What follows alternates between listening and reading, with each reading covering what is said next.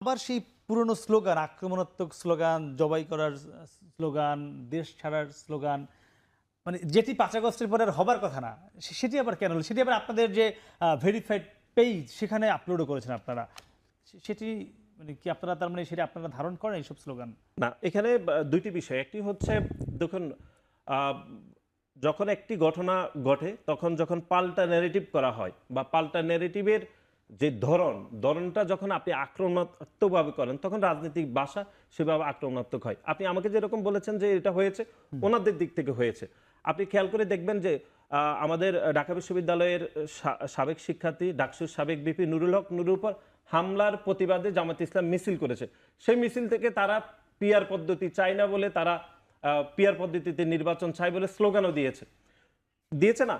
তো এখন একটি রাজনৈতিক মিছিলে অনেক কিছু হতে পারে বা এরকম হয়, কিন্তু সব ঘটনা, সব পরিস্থিতি, সব ঘটনাকে আইডেন্টিফাই করে না যে এই ঘটনাটা না আমরা কিন্তু চাই। আপনি কিন্তু কিন্তু আমার এই মানে এই শোতে এসে একদিন বলেছিলেন যে আপনারা এই ধরনের স্লোগান ধারণ করেন না।